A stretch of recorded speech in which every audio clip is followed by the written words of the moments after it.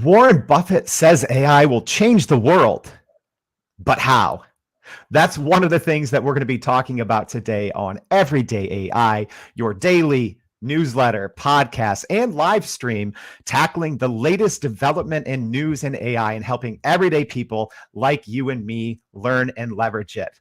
Today, very excited to have Loam Exit CEO Seth Waite join us on the show. Seth, thank you so much for joining us. Yeah, it's great to be here. All right, we're going to get into Seth's background here in a minute, but we're going to go over some of the top news items of the day first and get Seth's take on it as well. So Apple CEO Tim Cook said three very important words over the weekend that I wanted to talk about. And unlike a lot of the biggest competitors, Apple has been staying somewhat put in AI kind of just development and pace of everything. And the three words he kind of said are that Apple wants to be deliberate and thoughtful. Seth, I would love your take. What do you think Apple's kind of doing in the AI space compared to some of their biggest competitors, Microsoft, Facebook, all these others? What are your thoughts on Apple's movements? I think Apple's going slow. And I think that's actually the real issue. Like, thoughtful and deliberate means we're trying to play catch up and we don't want to make mistakes. And that's my take, at least initially, is they watched Google rush ahead with Bard and a couple of those things. It didn't go well for the brand, and they got a lot of egg on their face in the process. And Apple's somebody that should be ahead because of Siri, and like, they invested early in this space, and then they haven't done much since. And so it's an interesting take on the fact that they should have so much data on how consumers are using AI. But I think they're behind, and I think that's leading them to wait and see how the market plays out and whether or not text interfaces truly are the next, are they the next 2 months, 5 months, or 5 years? And what does Apple need to do to adjust as part of it? Yeah, it should be exciting to see and to follow along. Our second piece of news today is Microsoft. Someone I think on the completely opposite end in terms of development and at least public-facing focus on AI. So a report came off that said Microsoft's getting into chips. So they are investing $2 billion with AMD, so a chip maker, and apparently more than 100 employees. So real quick, the background on this. So all of this new AI technology, for the most part, if you're not super technical, it uses something called a GPU chip. It's a special chip in order to really use and leverage this technology. And for the most part, another company, NVIDIA, has probably about 90% of the market share. So this is Microsoft saying that they're investing billions and more than 100 employees to team up with another big chip maker to try to say, like, hey, we're going to lead the space. Seth, what are your thoughts on the moves from Microsoft and ADM here to try to catch up with NVIDIA? I think it's great for the market at large. Like, I think it will reduce the prices of GPU chips, which everybody needs. If we want to continue to push AI across the board, those costs have got to continue to drop. So I think that's great for the market. And I like this version of Microsoft. Like, this is my favorite version of Microsoft that I've seen in a really long time, which is making bold bets in AI. And I love seeing that. Such a good point. Yeah, for the first time, I think myself in 15 years actually using Microsoft products, and it feels weird. So kind of our top news story of the day, and a perfect intro to dig into Seth's background a little bit more. So Warren Buffett said this very recently at the shareholders meeting. So for Berkshire Hathaway, they have their annual shareholders conference. It's usually a pretty big deal in the world of investing. So he kind of talked about Warren Buffett for the first time publicly, really in depth about AI, and he did say a lot of things, but we're going to keep it a little brief. But he said that AI will change the world, but that it's not going to take away from opportunities for investors, which I thought was pretty insightful and pretty interesting, depending on how you want to, what angle you want to look at that from. So Seth, I'd love to hear, even before, what you really think of this. Just tell us a little bit about Loam Exits, what you guys do, and then let's dive into this piece of news a little bit more. Yeah, that's great. So Loam Exits is a business that helps business owners prepare to sell their companies. And there's a growth process to it as well, which is oftentimes in that preparation, your business isn't ready to get the maximum value when you go to market. So we help you increase your value by being a better company, a more sellable company. And then we get maximum value for you as we take you to market, looking for the best buyer, somebody that matches up with that. And so I will say it's part M&A, mergers and acquisitions, and helping with all the mechanics.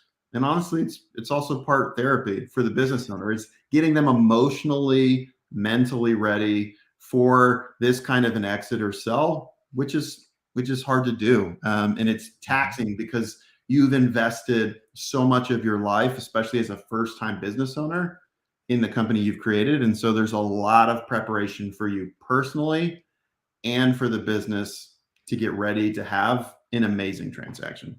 Yeah, great. It sounds like this space in general could potentially really get heavily impacted by AI. Maybe it won't. So I'd love your take on kind of, even what Warren Buffett said, without getting into too many of the details, that AI will change the entire world, but the kind of investors, they're still going to have the same or very similar opportunities, kind of being in the space, right? So you're working with business owners, you're working with investors, kind of what are your big picture thoughts on that statement from Warren Buffett? And also, how do you see, kind of from a 30,000 foot overview, how do you see this playing out for just the space in general? Maybe just the mergers and acquisition space. Yeah. So if you looked at Warren's statement, and usually what he says, becomes like the Bible for the next year. I mean, it's Jeff Bezos, like Amazon, annual letter. It was that like same kind of weight. But in the words that he said, I think my question was, do we think he was talking macro, like big picture, there will be jobs? And this is like him describing his perspective on capitalism and the economy at large, which is humans will continue to have a role in generating and creating value. That could be a possibility. The other one is he could just be talking specifically about the acts of investment at large, buying and selling and going through that process, which is an interesting statement considering how prevalent AI has been in robo trading and like all of these kinds of trading components. So as you think about that at this macro, like stocks and shares being invested in trading, and then you take it really personal into the merger and acquisition side, where you're talking about businesses selling to either other individuals or businesses, then there is some good translation there. And my take is AI is going to have a growing role, and we're going to see that change really over the next 12 to 24 months. And it's happening right now at the earliest phases. And I think that looks a lot like most industries. It's analyst roles, it's content, it's selling, marketing, like it's those pieces that are getting impacted today. And as there are more models of AI trained towards this industry in particular, it'll play a much bigger role. Yeah. So something I'm really interested in, Seth, is kind of with, you've already mentioned, Bard, we've mentioned a couple of these different platforms and many times on the show already, but, you kind of mentioned something, analysts. So, researching, right, with these, Chat GPT, Google Bard, all these different kind of AI chats, or, the future of smart search. So for the everyday person, from my perspective, it seems like a lot of people aren't tapping into the actual power of this technology. They're maybe just helping it to, finish a paper or to write an email or something like that. But I think you have some interesting takes on just using it for research. And then how can, the everyday person, maybe, an entrepreneur, a small business owner, how can they actually use this technology in ways that can make their company worth more money? That's something that you're working with business owners on, is to make their companies more profitable, more valuable. How can people use the technology to do just that? Yeah, I think we've seen a lot of applications over the last year, especially be applied in the marketing and sales piece. And I think that's because marketing and sales is typically an early adopter in a lot of spaces. You just look at the marketing technology world, like that landscape is saturated. There's so much. And so when you start pushing into mergers and acquisitions and how business owners can make more money, it's easy to say, start there, bring in some tools, create some opportunity. But when you feed AI information, it then can really take on a new role. You can think of it more like having an expert available to you. So in, Google search or some of those kind of components, which is a smart search capability, it's still pulling back information from other sources and showcasing those sources and saying, is this what you're looking for? The smartest thing is like it's referrals. But with tools like ChatGPT and Bard, you can feed it information.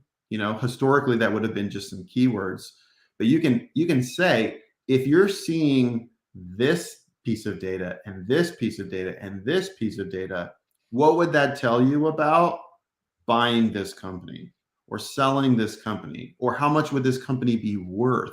Like, there are expert opinions that it can provide. They're not 100% right all the time. That's the caveat, but they can start pointing you in some really creative directions as you're thinking about what should I do next.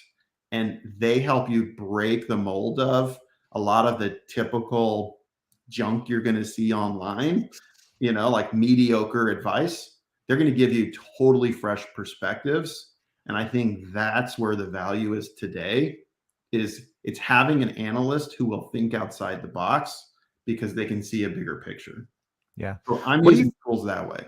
Yeah. What do you think is maybe the simplest and most practical way for people to actually start doing that? Because I think one of the things, from someone that's both using this and reading about it, it seems like there's almost too much information out there. There's too many ideas. What's maybe even from your own experience, what's one practical piece of advice or tip for people to start using this technology, kind of regardless of maybe their if they own a business, what their role is? What's one of the simplest and easiest ways to just start using it?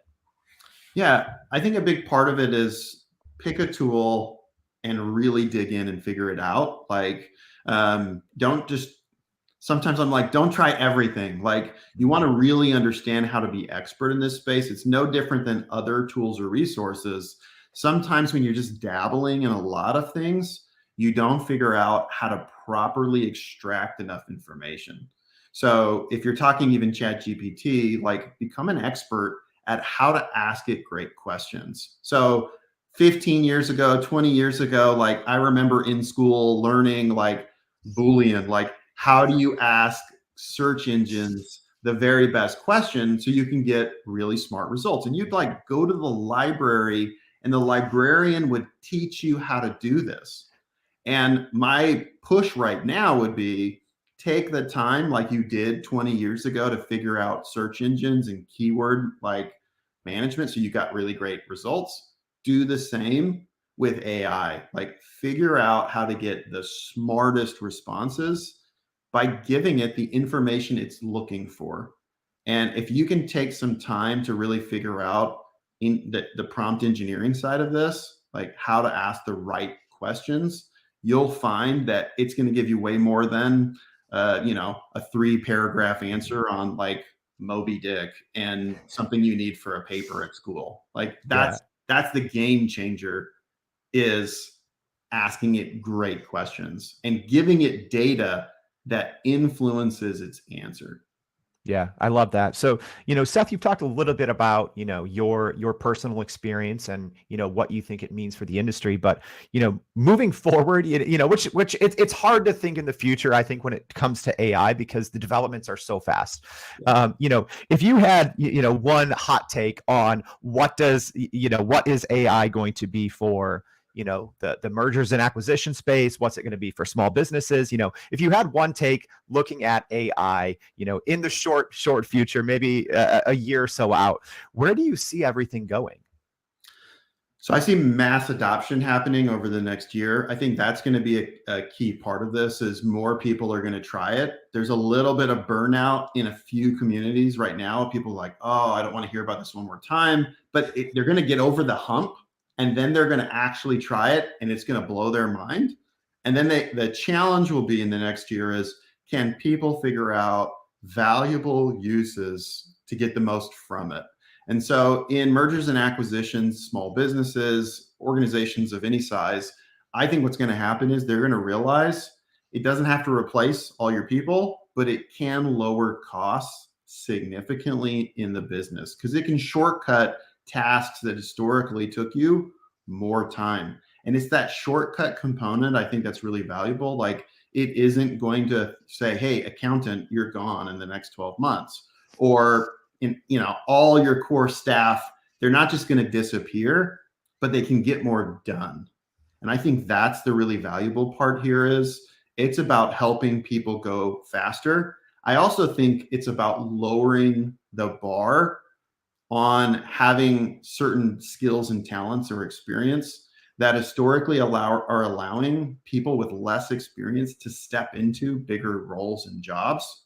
I think that's super powerful. It's powerful for the people and individuals, and it really is upskilling an entire generation of employees, staff, and business owners themselves. And that upskilling component in the office environment, especially, it's going to make people so much smarter and will make better decisions because of that. Yeah, I think the upskilling piece is not talked about enough, I'd say, but it's such a crucial component of everyday people using this AI technology.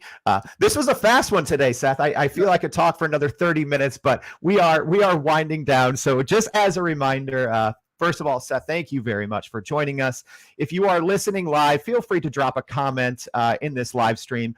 If you're joining us on the podcast, thank you so much. As a reminder, please go to youreverydayai.com. Something that Seth talked about. We talked about ChatGPT. We are giving away 2 premium year-long subscriptions to ChatGPT. So just sign up for the newsletter on youreverydayai.com. Thank you for joining us. Seth, thank you for coming on. We're going to have you again. But until the next time, hope to see everyone else tomorrow and every day. Thanks. Bye-bye.